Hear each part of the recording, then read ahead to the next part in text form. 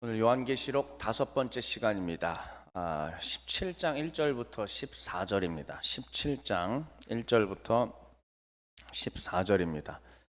지난번에 13장, 14장을 여러분들이 배우셨기 때문에 이제 이 표현들이 그렇게 낯설지는 않을 거예요. 여기 나오는 표현들이 전혀 이런 거를 성경을 안 배운 상태에서 보다 보면은 굉장히 무슨 소린가 할 수도 있는데 이제는 좀 들어올 거라고 생각합니다.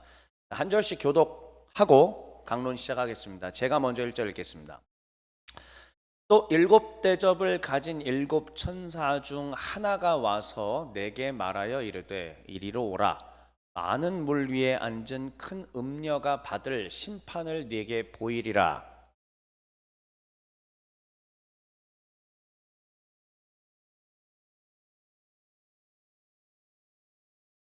곧 성령으로 나를 데리고 광야로 가니라. 내가 보니 여자가 붉은 빛 짐승을 탔는데 그 짐승의 몸에 하나님을 모독하는 이름들이 가득하고 7머리와 10뿔이 있으며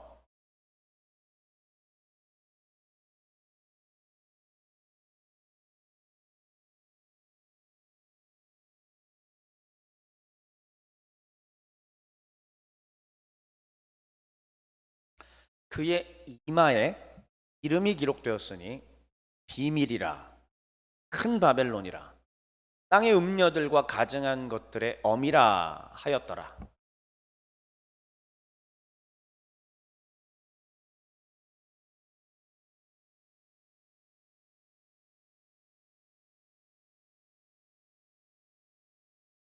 천사가 이르되 왜 놀랍게 여기느냐? 내가 여자와 그가 탄 7머리와 10뿔 가진 짐승의 비밀을 내게 이르리라.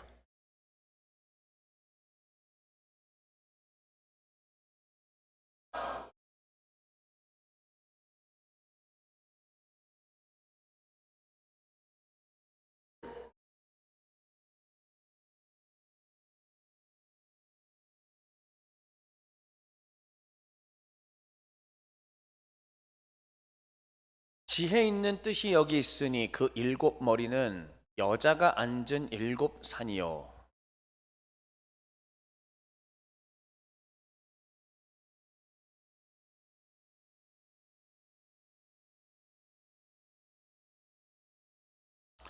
전에 있었다가 지금 없어진 짐승은 8째 왕이니 7 중에 속한 자라. 그가 멸망으로 들어가리라.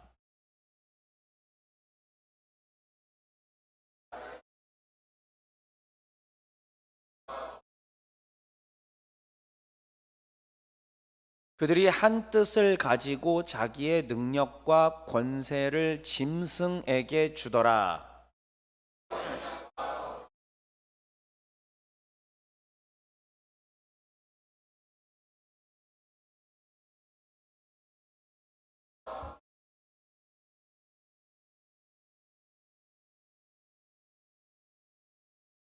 아멘.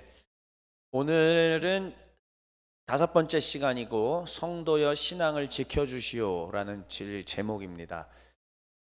우리 오늘 예배 참석한 우리 교우들에게 부탁드리고 싶은 것은 요한계시록만큼은 유튜브에 올라와 있잖아요. 요한계시록만큼은 여러분들이 출퇴근 시간이나 좀 버려야 되는 시간에 조금 이렇게 그럴 때 있잖아요. 좀 그럴 때 넷플릭스를 봐도 되고 뭐 유튜브 봐도 되고 상관없는데 그 유튜브 중에서 요한계시록을 좀 몇 번 돌려보세요. 진심입니다. 이게 단지 아까 기도자도 얘기했지만은 이단에 빠지지 않게 이거 수준이 아니라 신약 성경 아니 정확하게는 성경 전체의 종말에 대한 이해와 그래서 우리가 그걸 어떻게 살아가야 되는지에 대한 길들이 이 안에 다 있어요. 근데 건강한 해석이 필요하거든요. 2가지의 큰 해석의 틀이 있다고 말씀드렸고 근데 그 중에 어떻게 하는 것이 요한계시록을 건강하게 이해할 수 있는가에 대해서 충실히 제가 다 해드렸는데 이게 만약에 여러분들이 오랜만에 오셔서 빵꾸가 하나 있으면 이 지식이 빵꾸 하나 있으면 동해교회를 10년, 20년 다녀도 그 흐름이 못 따라가요. 계속 흔들리는 거지. 근데 유튜브에 이 내용을 유튜브에 올라가 있으니까 요한계시록에 대해서만큼은 좀 잘 보세요. 그리고 AI가 정리 다 해줍니다. AI가 유튜브 링크만 넣으면 스크립트까지 다 따줍니다. 그러니까 그것들을 활용하셔서라도 꼭 보시고 체크하시고 흔들림 없는 좀 신앙인들로 성장하시기를 부탁을 드리겠습니다. 자, 이제 12장부터 14장까지 살펴본 내용을 복습을 좀 할게요. 이 그림이 사도 바울의 실현된 종말론에 대한 그림입니다. 뿐만이 아니고 제가 지금 요한계시록을 강론하면서 보고 있는 하늘에서 붉은 용 군단이 패배하고 땅에 그 붉은 용 군단들의 패잔병들이 내려와서 활동하고 있는 것을 정확하게 그려주고 있고요. 그다음에 이번에 제가 또 저희 선교단체에서 강의했던 베드로 서신을 보았을 때도 정확하게 다 일치하는 내용들입니다. 그러니까는 사도 바울이 가르쳐주는 종말론이기도 하고 사도 요한이 가르쳐주는 종말론이기도 하고 사도 베드로가 가르쳐주고 있는 종말론이기도 하다라는 얘기죠. 이 일관성이 이 위대한 사도 세 분에게 베드로, 요한, 바울, 사실 끝판왕들 아닙니까? 하나님의 아들인 예수께서 하나님께서 이 세 명에게 신약 성경의 상당 부분을 저술할 수 있도록 성령께서 역사하셨고, 근데 이들이 일관되게 이 내용들을 증언하고 있다면은 우리는 이 굉장히 중요한 내용을 알 필요가 있습니다. 알고 흔들림 없이 지내야 합니다. 자, 그럼 다시 한번 이 내용에 대해서 지난주에도 말씀드렸지만 이미 한 번 더 복습 차원에서 말씀드릴게요. 그러니까 유대인들의 시각에서는 절 잘 보셔야 됩니다. 일단 그림보다 절 보세요. 유대인들의 시각에서는 요 시점이 있어요. 이 시점을 기준으로 전 세대, 그 다음에 다음 세대 이렇게 나눠져요. 다시 한번 보세요. 유대인들의 시각에서는 요 기준으로 이전 세대와 이후 세대가 나눠진다고 봅니다. 그럼 이 이전 세대와 이후 세대를 나누는 기준점이 뭐냐면은 다시 한번 유대인들이 1세기 예수님 당시 유대인들 기준이에요. 이들은 메시아가 오면은 이게 나눠진다고 믿어요. 우리랑 뭐가 달라요? 기독교랑 똑같습니다. 이들도 메시아 신앙이 있었어요. 메시아를 기다리고 있었습니다. 자, 그런데 메시아가 오시면 어떻게 되느냐? 이전 시대가 싹 물러가면서 새 시대가 오고 이 새 시대 가운데는 어떤 일이 벌어지느냐? 메시아를 통한 이스라엘 왕국이 온전히 회복되고 그 예루살렘으로 전 세계 만민들이 몰려 들어올 것이며 메시아가 온전히 통치하는 나라가 될 것이다. 이게 이들의 믿음이었습니다. 자, 그러면 우리가 지금 현재 개신교인으로서 우리가 믿고 있는 내용하고 크게 다른 게 있어요, 없어요? 사실 크게 다른 건 없습니다. 우리도 메시아가 오시면 이전 세대, 이후 세대 나눠지고 메시아가 오시고 난 다음에 메시아께서 왕으로서 통치하신다 이거잖아요. 그런데 유대인들과 우리의 다른 점이 있었습니다. 유대인들 입장에서는 죄사함의 개념이 없어요. 속죄에 대한 개념이 없습니다. 그러니까 메시아가 그냥 와서 딱 정리하고 유대인 왕국을 만든다. 그러면 어디 위주의 나라야? 이스라엘 백성, 즉 유대인들 위주의 나라가 만들어지고 유대인들은 우월하게 되는 거죠. 높아지는 겁니다. 그리고 주변의 많은 민족들이 그 유대인에게 복속하러 온다라는 개념이죠. 예수께서 가르쳐 주신 거하고는 사뭇 다릅니다. 자, 그러면 우리가 개신교인으로서 지금 믿고 있는 바는 뭐냐면 이 수많은 메시아 후보들 중에서 우리 예수께서 참된 메시아이시다. 메시아를 헬라어로 막 바꾸면은 크리스토스, 그리스도라는 말이죠. 즉 메시아와 그리스도는 같은 말입니다. 그러니까 우리의 메시아이신, 우리의 그리스도이신 예수께서 오셨고 그는 이 땅 가운데서 대번의 칼을 들고 유대인 왕국을 만든 게 아니라 뭘 만들었다? 죄를 사하는, 그래서 죄사함을 받아서 하나님의 자녀가 되게 하는 것을 만들어낸 거죠. 유대인들은 이 개념이 없었습니다. 이걸 몰라요. 이해를 할 수가 없었습니다. 제가 마가복음 강론할 때 여러분 기억하세요? 제자들이 와가지고 계속 안 됩니다, 이러시면 안 됩니다 얘기하는데 예수께서는 아니다, 해야 된다. 메시아가 고난받는 것, 메시아가 핍박받는 것, 메시아가 죽을 것에 대한 얘기를 하니까 제자들은 아니라고 계속 얘기했죠. 제자들의 사고방식이 맞습니다. 왜요? 유대인들의 사고방식이니까요. 메시아가 고난받아야 될 이유도 없고요, 메시아가 죽어야 될 이유도 없고 메시아가 죄사함을 해야 될 이유는 굳이 없습니다. 그게 유대인 생각이에요. 이들이 예수님을 따랐을 때는 바로 예수님이 그러한 메시아인 줄 알고 따랐던 거죠. 그러나 예수님께서는 그러한 메시아가 아니라 십자가에서 죽으셨어요. 죽었다라는 거는 뭘 의미하느냐? 정확하게 공식적으로 오피셜하게, 이건 비공식이 아니에요. 오피셜하게 하나님의 자녀를 만들 수 있는 길을 여는 제사를 드렸다라는 얘기예요. 다시, 인류를 사랑해서 내가 희생했다, 단지 그런 개념이 아니에요. 제사를 드렸다는 개념입니다. 예수께서 제사를 드리시고 이 제사를 통하여서 누구나 예수 안에 들어오는 자들은 이 제사, 십자가 제사 때문에 하나님께로 갈 수가 있게 되었다는 거예요. 그러니까 예수님은 요한복음 14장에서 나는 길이요 진리요 생명이니 나로 말미암지 않고서는 아버지께로 올 자가 없느니라고 말씀하신 겁니다. 예수께서 길이 되주셨다는 얘기예요. 그러니까 이 예수님이라고 하는 길, 십자가 사건을 통해서 하나님의 거룩한 백성들이 죄사함을 입고 하나님의 자녀가 될 수 있었던 거죠. 자, 유대인들이 생각했던 그 단순한 내용하고는 전혀 다른 겁니다. 그러니까 예수께서 행하신 이 일을 통하여, 근데 이제 이것 때문에 조금 우리의 신학 이해가 어려워진 거예요. 자, 그러면 예수님께서 십자가 승리를 하신 다음에 깔끔하게 승천하시면서 세상이 이전 시대와 이후 시대로 나눠져서 이제 뭐 메시아 왕국으로 만들어졌으면 깔끔하잖아요. 근데 그게 아니라는 얘기죠. 메시아 왕국은 시작이 되긴 한 것 같은데 우리가 분명히 외견상으로, 외형상으로 딱 봤을 때 메시아 왕국이 완전하게 되지 않았다라는 얘기예요. 그러니까는 우리는 믿음이 가기가 어려워지는 겁니다. 무슨 얘기냐?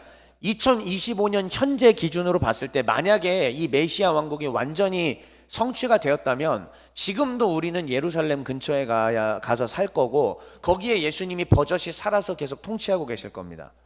그리고 거기서 우리는 예수님을 예배하고 그 다음에 이방 족속들이 여기에 와서 뭐 찬양하고 예배하고 그의 통치를 받고 이런 일들을 하고 있을 거예요. 근데 그게 아니잖아요.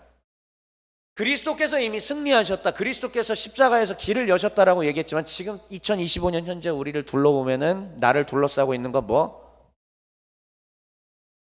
가난, 질병, 취직 안 되는 거, 가정 상황 안 좋은 거, 별 볼 일 없는 거. 그러니까 정말 주님께서 통치하신다면, 이기게 하셨다면은 세상이 뒤집어져서 와 하고 유토피아가 열려야 되는데 유토피아가 안 열린다는 얘기죠. 이것 때문에 우리는 지난 2000년 동안 많은 사람들이 예수님을 믿는다고 하면서도 예수님을 온전히 믿기가 어려워지는 겁니다. 이걸 기다리고 있는데 이게 안 오니까. 이 그림이 바로 그 얘기예요. 그런데 바울도 얘기하고 베드로도 얘기하고 사도 요한도 얘기하는 게 뭐냐면은 그 승리가 어디에서 이루어졌냐고 표현하고 있냐면은 하늘천, 이게 하늘에서 이루어졌다고 얘기를 하는 겁니다. 그래서 하늘에서 이미 예수께서 승리하셔서 왕으로서 통치하고 계시다라고 표현하고 있습니다. 그게 증거가 뭐냐?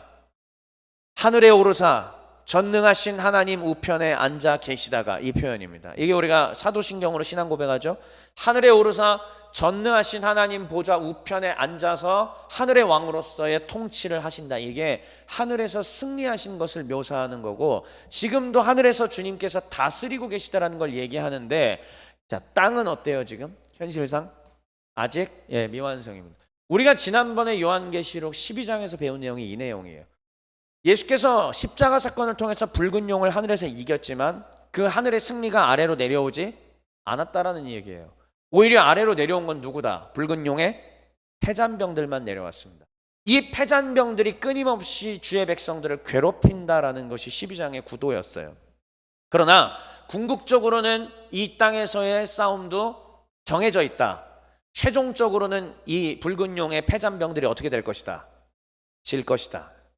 그리스도가 승리할 것이다. 오늘 우리가 읽은 17장의 내용이 바로 마지막 14절이 그 내용을 얘기하는 겁니다. 이따 본문 다시 한번 보시면 알 거예요. 그래서 하늘에서 이미 이루신 그 하늘의 영광이 이 땅 가운데 최종적으로 내려오시는 게 뭐냐? 바로 우리는 그것을 재림이라고 얘기를 하는 겁니다. 예수께서 그럼 뭘 그냥 오시는 게 아니라 뭘 갖고 오신다? 하늘에서 이미 이루신 승리를 가지고 이 땅 가운데 내려오신다는 얘기예요. 그랬을 때 비로소 다시 돌아올게요. 유대인들이 처음 생각했던 이 기준으로 이전 시대와 이후 시대라고 얘기했죠. 예수께서 재림하시는 그 시점으로 이후 시대가 열리게 되는 겁니다. 완전한 세상, 다 회복된 세상이 열린다라는 얘기죠. 그러니까 유대인들이 이 생각했던 기준점에 뭐가 더 추가가 된 건데 바로 이러한 것이 추가된 겁니다. 이게 우리 주 예수께서 하신 일이에요. 이게 바로 신약 성경이 말하고 있는 종말론이었습니다. 자, 그러면 우리는 지난주에 666에 대해서 제가 전했습니다.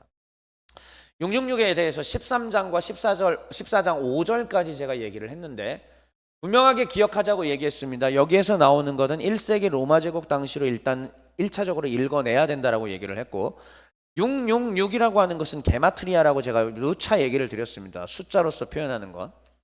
그래서 13장에서도 뭐라고 얘기했죠? 이거는 너희들이 지혜를 좀 발휘해야 된다. 내가 암호 코드명으로 넣어놓은 거기 때문에 이 666이라고 하는 거는 우리에게 익숙한 사람 이름을 숫자로 변형한 암호명이다.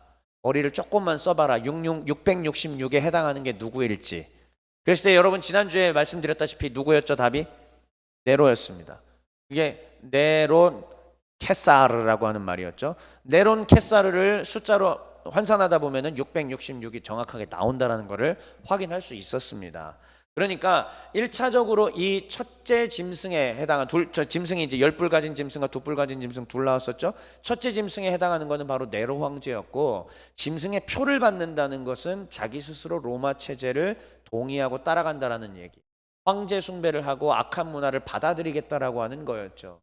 이거는 머리에 칩을 받는다라든지 바코드를 받는다라든지 의미가 전혀 아니었습니다. 즉 그 문화와 그 체계를 따라가겠다 내 스스로 적극적으로 그런 표현이었죠.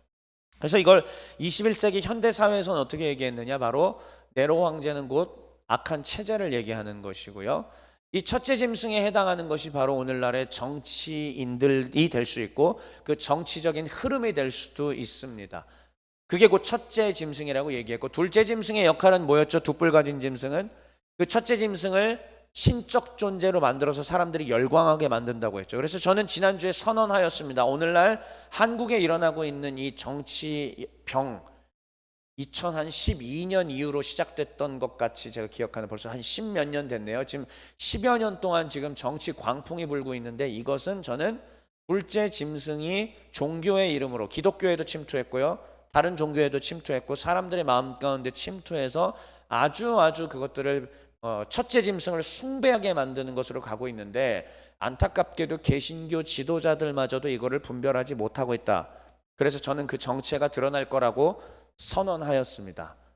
비록 아무도 여기 있는 인원이 듣는 사람들은 이게 전부 다이지만 그래도 그렇게 영적으로 제가 선포를 했습니다.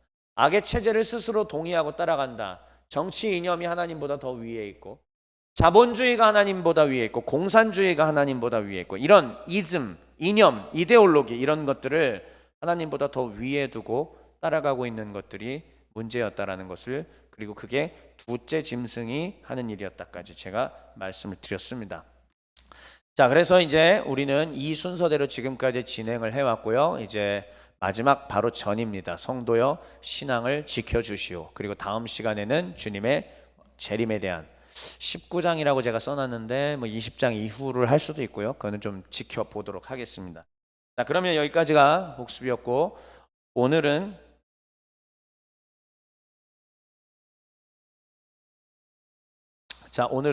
이러한 순서로 진행됩니다.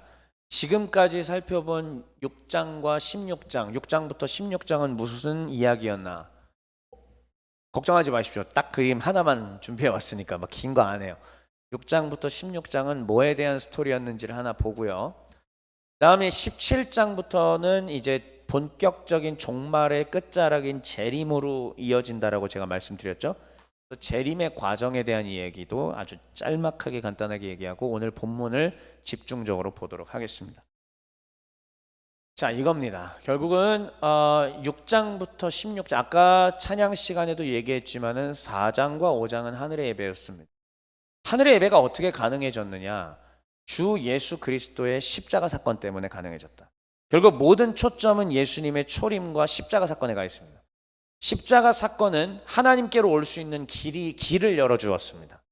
그래서 이제 어린 양의 흘리신 보혈 때문에 그 보혈의 힘을 입은 자들은 죄 사함 받고 하나님의 자녀가 될 수 있게 되고, 그 하나님의 자녀가 된 자들은 하늘에 올라와서 영광스러운 하나님의 성호를 찬양하게 될 것이다가 4, 5장에서의 스토리입니다. 그리고 굉장히 중요했었죠. 이 인봉이 있는데 인봉을 뗄 자가 없어서 사도 요한이 엉엉 울었다고 얘기했습니다. 그런데 이 인봉을 뗄 자가 있다. 그는 어린 양이다. 여러분, 아까 오늘 17장의 마지막 14절에도 누가 등장했죠? 어린 양이 등장했습니다. 다시요. 인봉을 떼기에 합당한 자가 누구라고요? 어린 양. 그리고 17장의 마지막에 등장하는 승리하셨다고 묘사하는 분도 누구? 어린 양. 그러니까 이 어린 양이라고 하는 이미지를 통하여 요한계시록이 진행되어 왔는데, 어린 양께서 그러면 누굽니까? 예수님이시죠. 이 예수께서 인봉을 떼시면서 모든 스토리가 시작이 됩니다. 그래서 인봉을 하나하나씩 떼어가고 흰말, 붉은말, 검은말, 청황색 말들이 나오고 뭐 순교자, 천재지변 이런 것들이 나옵니다. 7번째 인이 떼지면서 나팔이 등장합니다. 이 나팔도 7개 나팔이었습니다. 그러니까 하나를 까면 7개의 나팔이 나온 거고, 나팔도 하나씩 붑니다. 뭐 피해 어쩌고저쩌고 이런 내용들이 쭉 나옵니다. 그냥 보세요. 피 섞인 우박, 불신, 불산, 쑥별, 밤낮, 황충, 그냥 자세한 얘기 안 합니다. 이러한 것들은 다 문자 그대로 보지 말라고 얘기했습니다. 이건 뭐라고요? 예수께서 십자가 승리하신 이후로 역사가 진행되는 동안 하나님을 대적하는 것들에 대한 다른 카메라 앵글로서 묘사한 거다라고 이해하라고 말씀드렸습니다. 이렇게 악의 세력들은 하나님을 대적하고 예수를 못 믿게 하고 어린 양의 피를 힘입지 못하게 만들 것이다라는 얘기죠. 자, 나팔이 하나씩 쭉쭉쭉쭉쭉 부러집니다. 그리고 7번째 나팔이 부러질 때 또 대접 7개가 또 나오게 됩니다. 그리고 잠시 이야기가 전환되면서 우리가 지난 시간까지 살핀 12, 13, 14장 붉은 용과 해를 입은 여인, 짐승, 10뿔 가진 짐승, 2뿔 가진 짐승. 즉 이 스토리들은 뭘 얘기해 준 거냐? 이 땅 가운데 하나님의 백성들과 하나님을 대적하는 자들이 계속 맞붙게 된다라는 얘기였고요. 근데 그게 어떻게 된 거냐? 하늘에서 예수께서 이미 승리하셨지만 이 땅에 패잔병들이 내려와서 우리를 괴롭히는 것이다라고 얘기를 했습니다. 그러니까는 여러분들, 우리가 살아가는 삶은 지금 뭐와 싸움이냐면 하늘에서 십자가를 통해 패한 자들의 패잔병들이 우리를 괴롭히고 있는 거라고 이해하셔야 돼요. 아시겠습니까? 매우 중요한 이야기예요. 이게 신학적으로 성도들이 알아야 되는 얘기입니다. 다시 한번, 하늘에서 예수께서 이미 승리하시고 하늘에 오르사 하나님 우편에 앉아서 천상왕의 통치로서 하고 계시는데 패잔병들이 내려와서 우리를 괴롭힙니다. 언제까지? 주님이 재림하실 때까지. 왜 그렇게 하시느냐? 여러 이유가 있겠지만 가장 큰 이유는 뭐냐면 그 기간 동안 전도돼서 구원받아야 될 영혼들이 있기 때문입니다. 만약에 곧바로 올라가신 다음에 세상 끝냈으면 우리는 존재하지 않아요. 하나님 입장에서는 저도 언젠가 이 20세기에 태어나서 하나님의 구원을 받고 영광스러운 하나님의 자녀가 되는 것이 하나님의 영원한 계획 가운데 있었을 거라고 생각합니다. 저라는 영혼이 태어날 때까지, 저라는 영혼을 구원할 때까지 하나님께서 기다리시는 겁니다. 여기는 우리 모두도 마찬가지입니다. 주님이 불러서 내 자녀 삼으시고 영원한 하나님 나라에서 천국 성가대로 여러분들을 한 명 한 명 노래하게 하실 텐데, 영원한 주의 백성으로 하나님을 찬미하게 하실 텐데, 그때까지, 태어날 때까지 기다리는 거죠. 그러면 언제 주님께서 재림하실까요? 주님께서 결정하신 그 사람들이 다 태어나고 구원받으면 그때 오실 겁니다. 자, 이것이 우리의 신앙이고요. 그래서 이 12, 13, 14장은 이 땅 가운데에서의 대립들을 얘기를 해주고 이제 7 대접이 하나씩 또 쏟아 부어지기 시작합니다. 6번째 대접이 부어지면서 우리가 흔히 말하는 아마겟돈 전쟁이라는 얘기까지도 나오게 되고, 그거는 결코 일반 우리가 생각하는 전쟁이 아닙니다. 미사일, 대포 이런 것들이 오가는 전쟁이 결코 아닙니다. 제 논문 제목이 뭐예요? 아마겟돈 전쟁이에요. 자, 제가 다 연구해놨으니까 그거 읽어보시면 되고, 그래서 이 마지막에 7번째 대접이 부어지면서 6장부터 16장의 스토리는 끝나요. 다시 한번 얘기합니다. 처음 기억나세요? 이거를 뭘로 이해하지 마라? 시퀀스로 이해하지 마라. 이건 시퀀스, 시간의 흐름으로, 지금 종말이, 재림이 시작될 무렵부터의 시퀀스로 이해하지 말고 예수 그리스도께서 십자가에서 이기신 때부터 재림하실 때까지의 모든 역사의 스토리를 다양한 다른 앵글로 우리에게 비추어서 보여준 거로 이해하라라고 말씀을 드렸습니다. 그러면 17장부터는 이제 16장 끝났어요. 일곱 번째 대접까지 부어졌습니다. 그럼 일곱 번째 대접이 부어졌으니까 지금부터는 뭘까요? 재림의 시작이에요. 종말 안에서도 재림이에요. 하늘에 예수께서 이기신 게 이미 종말의 시작이었는데 그 종말도 끝이 있어요. 종말의 끝이 올 때가 바로 재림의 신호탄입니다. 그 재림의 신호탄은 결국 뭐냐? 재림이 되면 어떻게 되느냐? King Jesus will reign. 왕이신 예수께서 백마 타고 오신다라는 그림. 실제로 저렇게 말 타고 오신다고 저는 생각하지 않습니다. 그림으로 우리에게 영적 언어로 표현해 주신 것 뿐이죠. 어떻게 오실지는 아무것도 모르겠습니다. BMW를 타고 오실지 탱크를 타고 오실지 그건 제가 잘 모르겠는데 아무튼 주님이 오신답니다. 저렇게 19장의 그림이거든요. 이게 이런 식으로 오셔서 주의 이 땅 가운데 하나님의 영광을 하늘에서부터 가지고 오신다라는 것이 이게 베드로가 얘기하는 것, 바울이 얘기하는 것, 사도 요한이 얘기하는 일관된 종말론에 대한 진술이었습니다. 그렇게 돼서 주님이 다시 오시기 전에 무슨 일이 일어나냐면 18장부터 제가 자꾸 반복하는 거 무너졌도다 뭐? 큰 성 바벨론이야. 한 번만 따라할게요. 무너졌도다 큰 성 바벨론이요. 한 번만 다시 할게요. 되게 중요합니다. 무너졌도다 큰 성 바벨론이요. 이게 18장의 선언이고요. 그럼 오늘 본문인 17장은 뭘 얘기할까요? 그 바벨론의 정체가 무엇인지 이야기합니다. 바벨론의 정체가 무엇일까요? 오늘 본문을 보면서 확인합시다. 자, 빠른 속도로 해보겠습니다. 자, 첫 번째 음녀의 문제. 이제 음녀가 갑자기 등장합니다. 일곱 번째 대접까지 다 부어졌어요. 자, 다시 한번 첫 번째는 인이었습니다. 인봉이 1, 2, 3, 4, 5, 6 떼지고 일곱 번째 떼지면서 뭐가 나왔다? 나팔이 나옵니다. 몇 개의 나팔? 7개 나팔이 나옵니다. 나팔도 하나하나씩 다 부러졌습니다. 일곱 번째 나팔이 불면서 또 뭐가 나온다? 대접이 나옵니다. 일곱 대접이 하나하나씩 다 부어지고 일곱 번째 대접까지 다 부어졌으면 이게 역사가 끝나는 거예요. 이 역사가 끝날 때 이제 마지막 재림 직전에 이제 무슨 일이 벌어지느냐? 일곱 대접을 가진 일곱 천사 중 하나가 와서 내게 말하여 이르되. 읽어보겠습니다. 시작. 이리로 오라부터요. 시작.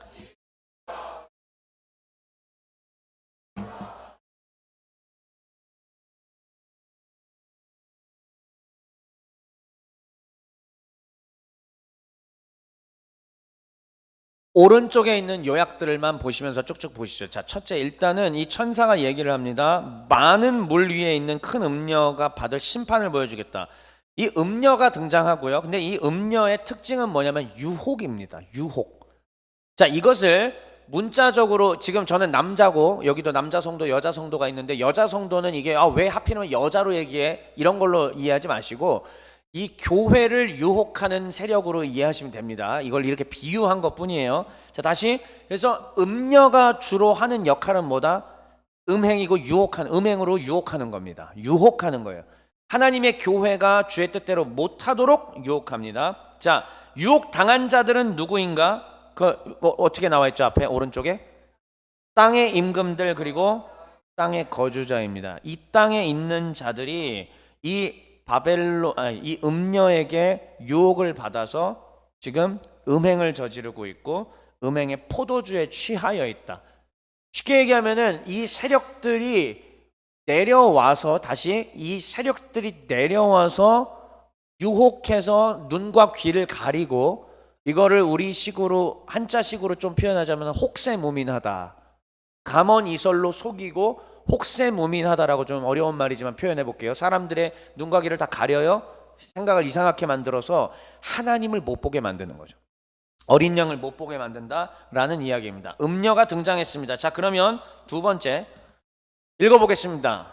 자, 자꾸 한 번 눌렀는데 두 번이 넘어가냐? 자, 3절 시작.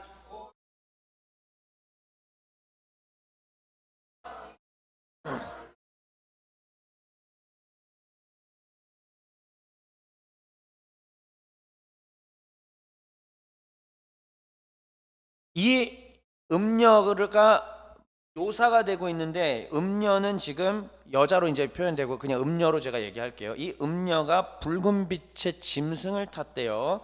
그런데 그 짐승의 몸에는 뭐가 가득하다? 하나님을 모독하는 이름이 가득하고 외형을 좀 볼게요. 머리 몇 개? 뿔 몇 개? 이거 어디서 못 봤어요? 13장에 우리 이미 봤잖아요. 13장 강론할 때. 10뿔 가진 짐승, 2뿔 가진 짐승 얘기할 때 다 얘기했죠? 그러니까 이거는 지금 첫째 짐승에 대한 묘사입니다. 첫째 짐승의 특징은 뭐라고? 정치 권력, 정치 지도자들 그걸로 드러난 세력들이라고 제가 얘기를 했잖아요. 그러니까 이 여자가 지금 누구를 타고 있다? 짐승을 타고 있는 겁니다. 그러면 이 여자가 누구를 부리고 있다 지금? 예, 첫째 짐승을 부리고 있는 개념이에요. 그러면 이 여자가 음녀가 이 세상의 정치 권력과 정치 세력들을 뭐 하고 있다 지금 현재? 조종하고 있다. 그렇죠. 그겁니다. 자, 다음입니다. 이제 음녀의 외형을 묘사합니다. 읽어볼게요. 시작.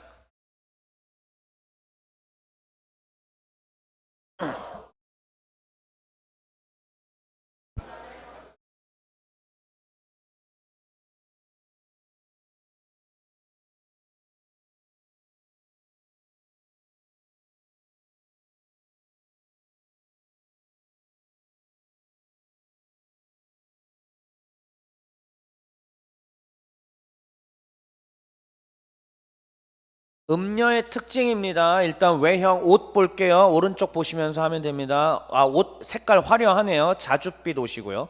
붉은빛 옷입니다. 꾸몄습니다. 금과 보석과 진주로 꾸몄습니다. 그러니까는 결국 봤을 때 우리 시대로 따지자면은 무대 위에 있는 가장 화려한 아이돌 같은 모습이지 않을까 싶습니다. 그렇죠? 네. 그 무대 위에 있는 가장 아름다운 아이돌 가수들은 수많은 사람들에게 뭐 남성 팬도 여성 팬도 상관없이 다 모두에게 선망의 대상이 되고 모두의 집중을 받게 됩니다. 그렇다고 지금 여기서 말하는 게 아이돌 뭐 가수란 얘기가 아니에요. 비유입니다. 그런 것처럼 매혹적으로 이 땅 가운데 와서 그가 누구를 타고 있다? 짐승을 타고 있다는 얘기예요. 지금 이 아름다운 모습을 하고 누구를 타고 있다? 짐승을 타고 짐승을 부리고 있다라고 이해하시면 됩니다. 그의 손에는 금잔이 있는데 금잔 안에 뭐가 있어요? 가증한 물건과 음행의 더러운 것으로 그의 마음속에 그의 행동들은 다 더럽고 가증한 것으로 가득한데 그가 누구를 다시 한번 타고 있다고요? 짐승을 타고 있다. 이걸 이해하시기 바랍니다. 그래서 이 부분이 조금 빵꾸가 나신 분들은 유튜브로 지난주 거 13장 해설을 꼭 들으십시오. 자, 이마에는 뭐가 기록되어 있느냐? 비밀이라고 써 있고요. 바벨론이라고 써 있고 땅의 음녀들과 가증한 것의 어머니다라는 표현이 이제 이마에 써 있답니다. 그러니까 여러분 지금 요한계시록에서는 이마에 자꾸 뭐가 새겨지는 그림이 자주 나와요. 그러니까 이거는 그러면 여기 이 음녀 이마에도 이게 지금 새겨져 있는데 이게 그럼 바코드겠어요? 이게 무슨 칩을 맞는 거고 이게 백신 맞아가지고 이걸 묘사하는 거겠어? 아니라니까요, 그게. 그러니까 여기서 말하고 있는 이 내용은 뭐냐면은 그 세력을 상징하는 거예요. 그리고 이 음녀의 이마에는 지금 뭐냐? 비밀이다.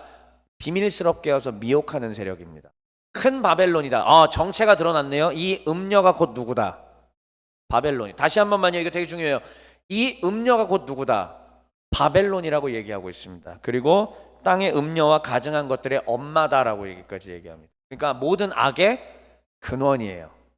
그가 바로 음녀입니다. 그런데 이 음녀가 6절 말씀 자세히 한 번만 다시 주목해 보십시오. 이 여자가 뭐와 뭐에 취해 있습니까 지금? 네, 그러니까 그리스도인들을 어떻게 한다? 유혹하고 박해하는 거죠. 피가 흘리고 있잖아요. 그러니까 박해하는 것도 있고요. 유혹해서 이미 넘어가서 영적으로 다 죽은 자들이 돼서 흘린 피를 상징할 수도 있겠죠. 맞아요. 유혹과 박해와 이게 모두가 다 해당하는 내용이 될 수 있습니다. 자, 그랬을 때에 사도 요한은 이렇게 얘기합니다. 읽어볼게요. 시작. 아마 사도 요한은 본 겁니다. 애당초 에덴 동산에서 아담과 하와를 유혹한 세력의 본체를 본 것 같아요. 지금 여기서 묘사하고 있는 이 대상은 누굴까요? 결국 아담과 하와를 유혹했던 제일 처음에 배반자 반역자 하나님을 대적하는 자입니다. 그러면 그는 어떤 식으로 이 땅 가운데 역사하고 있느냐? 아름답습니다. 가장 아름다워서 사람들이 선호할 만한 모습이에요. 끌립니다. 가만히 있어도 사람들이 막 따라가고 싶고 갖고 싶고 이런 모습으로 등장하게 됩니다. 자, 계속 넘어가 볼게요. 이때 이 천사가 등장합니다. 천사가 이르되, 천사의 말입니다. 한번 자, 그 네모 박스에 있는 거 읽어 주세요. 시작.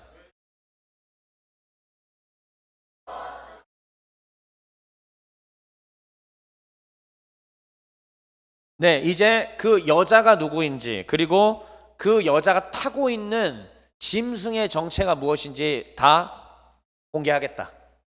뭐 사실 우린 다 알아요. 13장에서 짐승에 대해서 이미 다 살폈고, 그 다음에 12장에서 해를 입은 여인과 붉은 용 나왔죠. 이 해를 입은 여인 묘사가, 해를 입은 여인은 좋은 쪽으로 나왔지만 여기는 그 이미지 그대로 반대로 나온 것 같지 않으세요? 딱 그거잖아요. 그러니까 12장, 13장의 강론을 충실히 들으라고 자꾸 제가 권면하는 이유가, 유튜브로 꼭 다시 들으세요. 그래야만 이게 이해가 되고 따라올 수 있어요. 자, 비밀을 얘기해 준답니다. 이제 8절에서 그 짐승에 대한 얘기부터 먼저 설명합니다. 자, 짐승 읽어볼게요. 시작.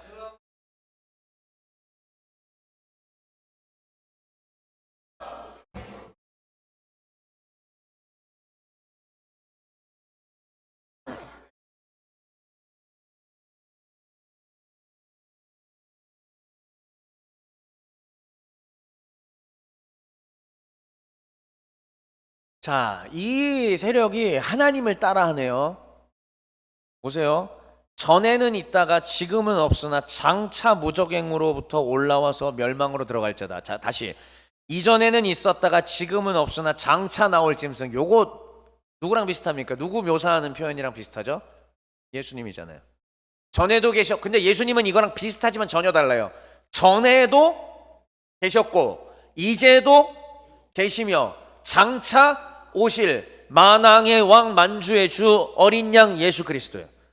그러니까 이 악의 권세가 흉내를 내봤자 안 된다는 거지. 따라올 수가 없어요. 다시 한번. 전에도, 그러니까 우리 굳이 이제 우리 그 영어 성경으로 얘기를 하는 게 더 좋을 것 같아요. 이게 영어, 그러니까 우리가 지금은 엘리야 때처럼 가사 있잖아요. 그거 보면은 브릿지 부분이 있어요.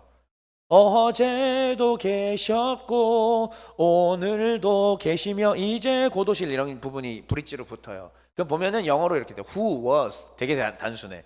Who was and who is and who is to come.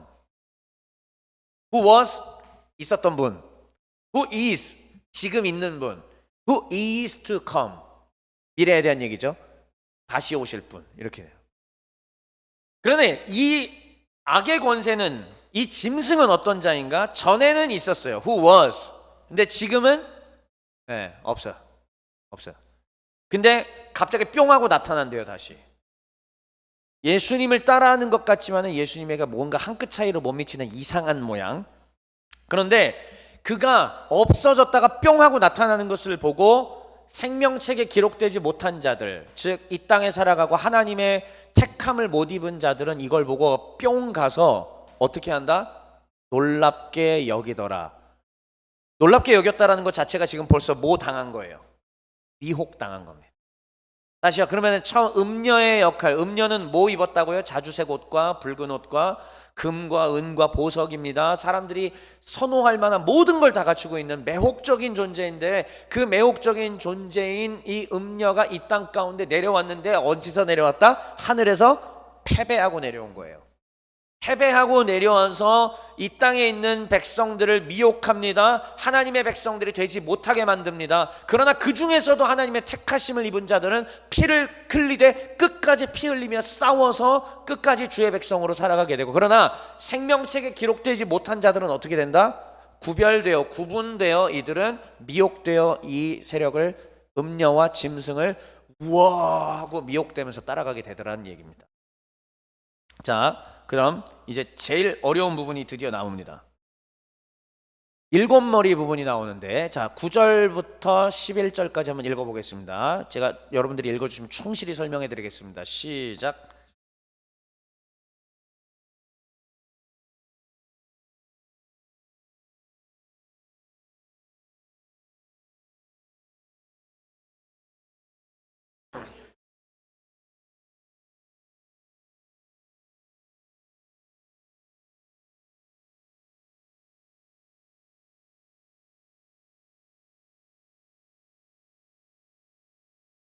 네, 이 부분은 비유고요. 비유이고 그 이전부터 했던 강론을 들으시면 압니다. 제가 그런 얘기했었죠. 네로 황제가 죽었다가 다시 살아난다라는 이상한 신앙이 로마에 있었다고 한 거 기억나시죠?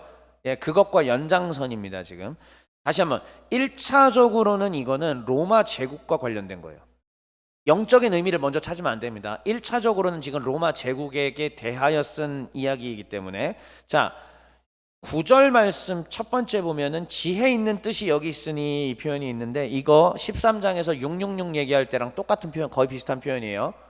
지혜 있는 자는 총명한 자는 한번 생각해 봐라. 이거 세 번역으로 바꿔서 편하게 이해하기 쉽게 말씀드렸죠. 지난주에 뭔 내용이었죠? 자, 666대 설명과 마찬가지로 이것을 이해하려면 지혜가 필요하다라는 뜻입니다. 별거 아니에요. 자, 여기 안에는 암호 코드 같이 비유로 든 것들이 있으니까 조금만 더 머리를 굴려봐라 이런 뜻이에요. 지혜 있는 뜻이 여기 쓰냐니까 뭔가 있어 보이잖아. 그 말 아니, 별거 없고요. 머리를 조금 더 써봐라. 뭔가 있다. 자, 써보면 알 수 있다라는 얘기고요. 7 머리는 지금 이 음녀와 짐승의 정체를 드러낸다고 지금 천사가 얘기했잖아요. 계속 짐승의 정체 지금 드러냈습니다. 계속 얘기하는 거예요.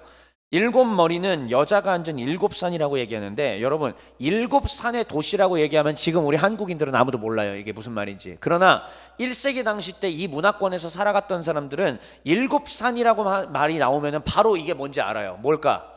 예, 로마예요. 로마를 어떻게 불렀냐면 7산의 도시라고 불렀단 말이에요. 고대로부터. 그러니까 지금 여자가 앉은 7산이라는 말은 뭐냐면은 이 음녀가 어디에 앉아있다 지금? 로마에 앉아있다는 뜻이에요. 그렇죠. 그러면 로마 7산에 예를 들어서 각기 머리 하나하나가 있다고 칩시다. 그럼 머리라는 거는 높은 자리잖아요. 누구를 상징할까요? 왕이에요. 로마를 다스리고 있는 왕을 얘기하는 것입니다. 물론 황제라고 하긴 해야겠지만 일단 왕으로 써 있으니까. 근데 그 결국은 7왕이라고 얘기 나왔죠. 이 7머리, 여자가 앉은 7산, 즉 음녀가 하늘에서 패배하고 내려와서 첫째 짐승을 사로잡았다고 얘기했잖아요. 제가 그 음녀가 첫째 짐승에게 자기의 능력과 권세를 줬다고 한 거 기억하시죠? 그러니까 그걸 누구에게 지금 줬다? 로마 제국에게 줬다는 얘기예요. 로마 제국이 줬고 로마 제국은 그걸 받았고 그 위에 지금 이 음녀가 타고 앉아서 다스리고 통치한다라는 얘기인데 그 7왕은 5이 망하였고 하나는 있고 하나는 아직 아닌데 이르면 반드시 잠시 동안 머무르리라. 그리고 11절에는 이 7왕이 아니라 추가된 한 명의 8번째 왕이 또 나와요. 그런데 뭐라고 돼 있어요? 원래 이 8왕은 어디에 속했던 자다? 형광펜. 그러니까 요 위에서 얘기했던 7 중에 껴있다가 잠깐 사라졌다가 나타난 자다, 이런 식으로. 자, 이게 만약에 우리가 이런 로마적인 배경을 모르면 자꾸 영적으로 굴 속에 들어가서 기도하고요, 나무 붙잡고 기도하다가 계시 받았다고 얘기하면서 이 7왕은 누구고 이게 나다 막 이렇게 얘기를 한다든지, 이거는 뭐고 여기는 이 7 산이라고 하는 것은 지금 내가 여기서 굴 속에 들어가서 기도한 땡땡 산이다, 이런 식으로 얘기가 나온다는 거예요. 한국의 개신교인들이 그동안 이러한 무당적인 목회자들에게 다 당해서, 아니 목회자라고 얘기하긴 그렇고 이 사기꾼들에게 당해서, 이 이단적인 사기꾼들에게 당해서 자꾸 요한계시록을 그런 쪽으로만 보게 하고 하는 거죠. 아니에요. 자, 다시 정확하게 얘기하겠습니다. 그러면 오른쪽 표를 보세요. 로마에 대한 묘사고요. 로마의 머리는 왕이고요. 7왕 중에서 5명이 이미 갔다고 얘기했습니다. 망했대. 자, 성경에 나와 있는 최초의 황제예요. 누가복음에도 나온다고 했잖아요. 아구스도입니다. 근데 이 아구스도 이전에, 아구스도 전의 황제가 누구예요? 카이사르잖아요. 카이사르를 다른 말로 가이사라고 얘기합니다. 순차적으로 봤을 때 가이사, 아우구스투스, 그 다음에 디베료라고 성경에 나오죠. 누가복음에. 디베료가 정확하게는 티베리우스입니다. 그리고 칼리큘라는 다른 이름으로 가이우스라고도 하는데 이 사람은 성경에 안 나와요. 이 이름은 성경에 나오지 않습니다. 근데 잠시 가이우스 칼리큘라가 지나갑니다. 그리고 사도행전에 등장하는 황제 이름 클라우디우스. 클라우디오 때에 뭐 흉년이 있었다, 이거 여러분 성경 읽다가 보셨을 거예요. 클라우디우스가 나온다면 지금 이 5명은 이미 갔다라고 보는 거예요. 이게 맞아요. 그리고 6번째로 등장하는 그 다음 왕이 누구냐면은 네로라는 겁니다. 근데 이 네로가 이 7에 껴있다가 이제 사라지는 거예요. 왜? 네로는 자살합니다. 주후 68년도에 스스로 자살하면서 가고요. 그 다음에 나중에 짜자자자자자 황제가 있었다고, 갈바 오토 비텔리우스 있었다고 얘기했죠. 베스파시아누스 아버지 지나가고 티투스가 나중에 황제가 되는데 이 사람도 잠시 동안이었단 말입니다. 그리고 난 다음에 사람들의 믿음 가운데 뭐가 있었냐? 네로가 다시 부활한다. 네로가 다시 부활한다라는 믿음을 갖고 있었습니다. 그러니까 원래 일곱에 속했던 자 누구? 네로예요. 그리고 전에 있었다가 지금 없어진 짐승은 여덟 번째 왕. 그러니까 전에 있다가 일곱 왕 중에 해당했다가 사라졌다. 누구? 근데 그가 다시 등장해서 무적행으로부터 올라와서 그러나 궁극적으로는 어디로 간다? 멸망으로 들어가게 될 것이다라고 얘기를 하는 겁니다. 이걸 예언해주고 있는 거예요. 그런데 그거는 1차적으로는 그러니까 이게 로마 제국에 대한 이야기긴 한데 꼭 로마 제국만을 말하는 건 아닙니다. 그거는 이제 다음 화면으로 이제 마지막이에요. 자, 12절부터 14절 읽겠습니다. 시작.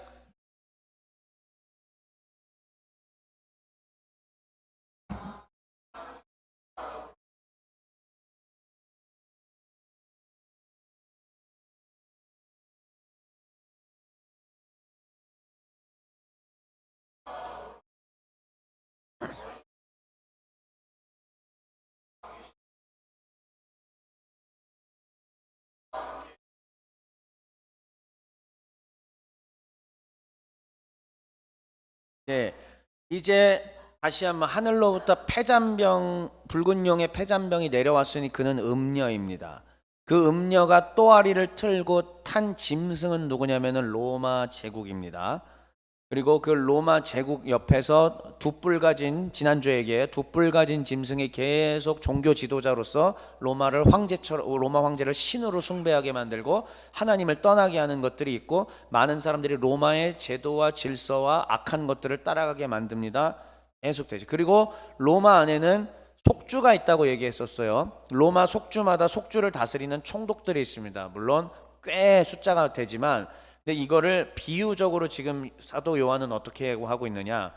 천사로부터 들은 말이에요. 이 열뿔은 10명의 왕이다. 그러니까 이 짐승인 로마 황제를 떠받들고 있는 속주 총독들로 비유를 들면은 정확할 것 같아요. 그들은 아직 나라를 얻지 못하였다. 그렇죠. 로마라는 나라의 한 부분만 다스리는 거니까. 다만 짐승과 더불어, 그럼 짐승이 누구예요? 다시 짐승이 누구예요? 음녀가 타고 있는 짐승, 로마 제국 황제권이에요. 그러니까 이 짐승과 황제와 더불어 임금처럼 한동안 권세를 받으리라. 한동안 권세를 받는다. 마치 임금인 것처럼. 그들이 그런데 다 한 뜻을 가지고 자기의 능력과 권세를 누구에게 몰빵해줬다? 짐승에게 몰빵해줬다는 얘기예요. 그럼 다시 짐승은 누구예요? 황제예요. 황제권이에요. 근데 이게 누구에 대한 신앙이다? 네로에 대한 부활 신앙까지 연결되는 거예요, 이게 지금. 그러니까 이들이 어린 양하고 더불어 어떻게 한다? 싸웁니다. 로마 제국이 황제와 속주 총독들과 로마 군단들이 누구와 싸운다? 어린 양과 싸운다. 그러나 어린 양은 만주의 주시오 만왕의 왕이심으로 그들이 결코 어린 양을 이길 수가 없다라는 뜻이고요.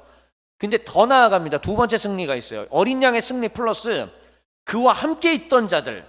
그럼 누구야? 곧 부르심을 받고 택하심을 받은 진실한 자들. 우린 이들을 두 글자로 뭐라고 그래요? 성도라고 얘기합니다. 그러니까 이미 앞에서 다 살펴봤죠. 피 흘리기까지 끝까지 싸운 자들. 12장에서 주님을 배신하지 않고 부인하지 않고 피 흘리기까지 싸웠던 그 사람들이 바로 이 택하신 자들이고, 바벨론으로부터, 이 음료로부터 오염받지 않은 자들이고요, 예수 그리스도의 법과 하나님의 가르침대로만 살겠다라고 했던 자들인데 이 사람들도 하나님이 이기게 하실 것이다, 이런 얘기입니다. 자, 그러면 이제 보시겠죠.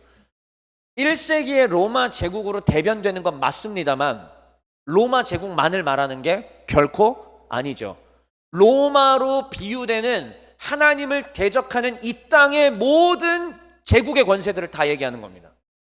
이 땅의 모든 정치 세력들과 군사력들과 그 다음에 각종 사상들, 하나님의 법을 대적하려고 하는 모든 사상들을 통칭해서 총칭하여 다 얘기하는 게 바로 음녀요, 짐승이요, 그리고 그것을 뭐라고 얘기하느냐?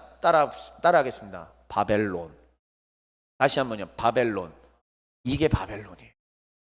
그래서 베드로전서에서도 로마를 가리켜서 뭐라고 암호 코드로 바꿔서 얘기했어요? 바벨론이라고 얘기했죠.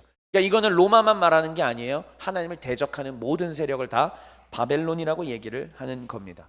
그런데 여기 보시면 아까 한동안이라고 제가 밑줄 그어놓은 거 보이시나요? 한동안. 한동안이라고 한국말로 들으면 어떤 느낌이에요? 한동안이죠. 그런데 이거를 정확하게 언어를 분석해 보면은요, 1hour예요. 잠시, 잠깐. 그러니까 잠시 동안 권세를 받아서 뭐 하는 것 같지만은 어린 양이 이기실 것이다. 택하신 자들을 이기게 하실 것이다. 이런 말씀입니다. 마지막, 성도여 신앙을 지켜주시오. 여러분, 바벨론의 정체가 드러났습니다. 이 7 대접을 가졌던 천사 중 하나가 사도 요한에게 와서 지금 이 내용들을 전부 다 계시해 주었습니다. 다시 얘기합니다. 하늘에서 예수께서 이미 예수 사건으로, 십자가 사건으로 승리하셨습니다. 붉은 용은 패배하였습니다. 미가엘 군대가 승리했다고 이미 얘기했습니다.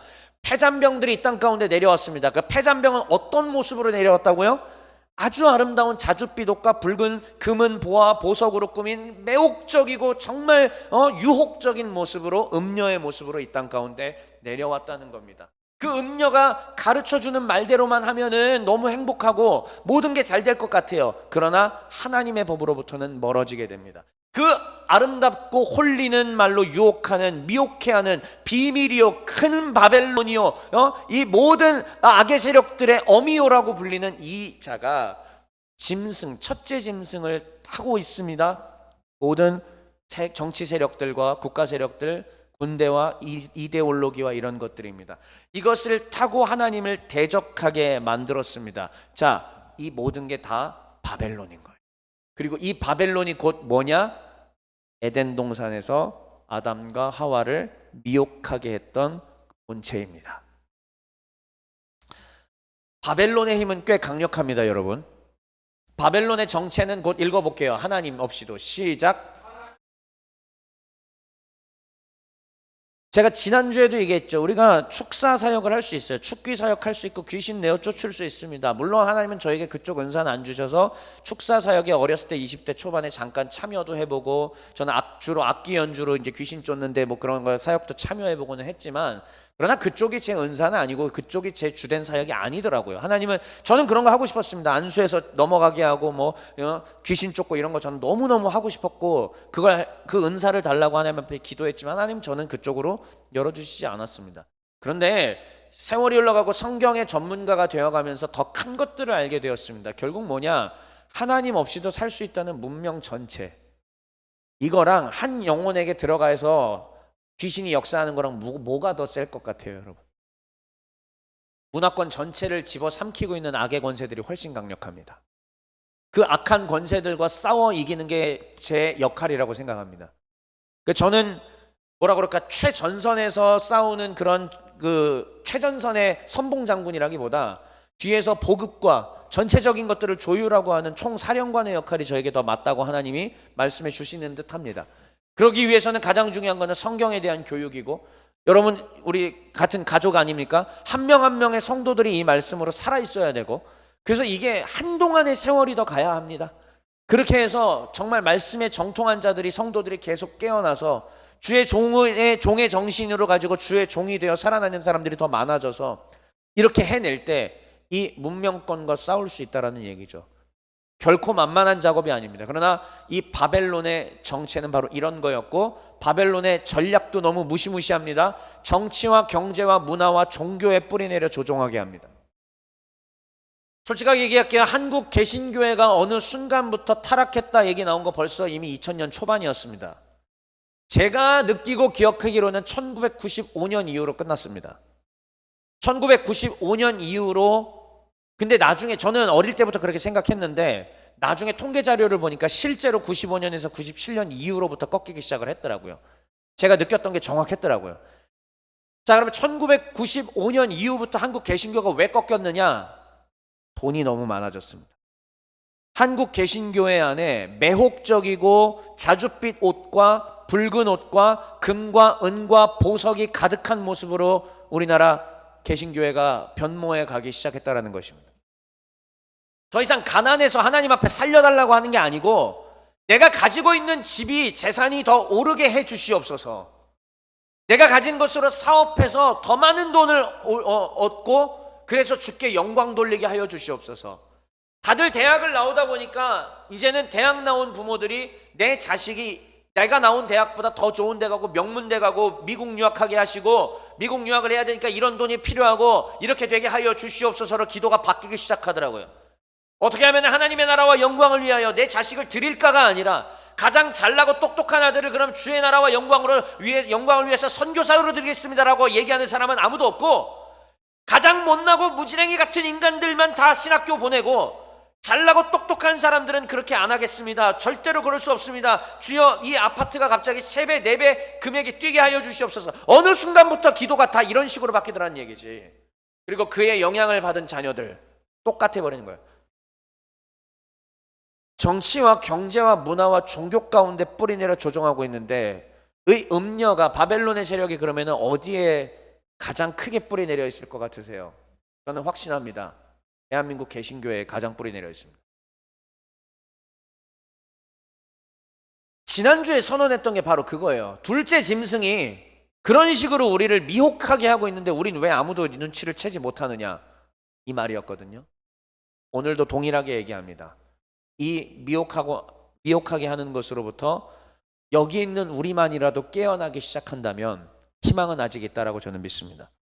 결국은 그 세력들이 최종적으로 원하는 건 교회 붕괴예요. 이 교회 붕괴는 단지 교회에 못 나가게 한다, 예배를 못 드리게 한다, 이런 개념이 아니라 우리로 하여금 복음의 본질로부터 벗어나고 타락하게 만드는 게 진짜 교회 붕괴가 아닐까요? 1000명, 2000명, 10,000명, 20,000명이 모이면 뭐합니까? 그게 아니라 거기 모여있는 자들이 진짜 하나님의 말씀대로 몸부림치며 하려고 하는 게 있어야 되는데 그걸 안 하니까 어쩌면은 음료는 이런 식으로 우리를 무너뜨리고 있지 않나. 아니, 이미 무너뜨렸습니다. 지금 버티고 간신히 버티고 있지만 힘이 없습니다. 그러나 우리 시대에 깨어있는 주의 백성들 한 명 한 명이 일어나기 시작하는 다시 하나님께서 전세 역전시키시리라고 저는 믿고요. 마지막 얘기입니다. 그래서 여러분, 사랑하는 종의 가족 여러분, 바벨론으로부터 여러분들의 신앙을 지켜주십시오. 바벨론은 힘이 세요. 절대 약하지 않습니다. 정치, 경제, 종교, 문화 모든 부분에 다 역사하고 있습니다. 우리에게 있는 자줏빛 옷과 우리가 선호하고 있는 붉은빛 옷과 금과 은과 보석은 뭘까요? 셀모임 때 찾아보십시오. 바벨론의 신앙으로부터 여러분 자신을 지켜주십시오. 바벨론의 매력에 결국 우리가 푹 빠져서 따라갈 수밖에 없는 까닭은 뭐냐면 한자로 지금 뭐라고 써있죠? 불신. 아까 종말론 그림 기억해요? 하늘에서 이미 예수께서 하늘에 오르사 전능하신 하나님 우편에 앉아 계시면서 천상왕 통치를 시작하셨습니다. 근데 지금 그게 이 땅에서는 보여요, 안 보여요? 안 보이니까 못 믿는 거예요. 교회 다니는 주의 백성들이라 할지라도 이게 안 보이니까 못 믿는 겁니다. 어린 양 예수 그리스도의 천상왕 통치를 믿지 못하기 때문에 계속 결국 불신이에요. 주님을 믿지 못하기 때문에 이런 일이 일어나게 되는 것입니다. 만왕의 왕이시오 만주의 주이신 어린 양의 권세와 능력과 권능을 믿지 못하기 때문에 계속 이 첫째 짐승에게 권능과 권세를 부여한 음료의 능력만 붙잡고 따라간다는 얘기입니다. 사랑하는 종의 가족 여러분, 바벨론으로부터 자신의 신앙을 지켜주시기를 주의 이름으로 축원합니다. 메시지 읽고 마칩시다. 시작. 오 주님, 요한계시록 6장부터 시작해서 17장에 이르기까지 하나님을 대적하는 세력의 정체가 다 드러났습니다. 이것을 계시하신 하나님께 감사드리오며 바벨론의 힘이 생각보다 강하다는 사실을 인정하고 늘 깨어 천상왕 예수 그리스도의 통치를 받겠습니다. 나를 다스려 주옵소서. 아멘.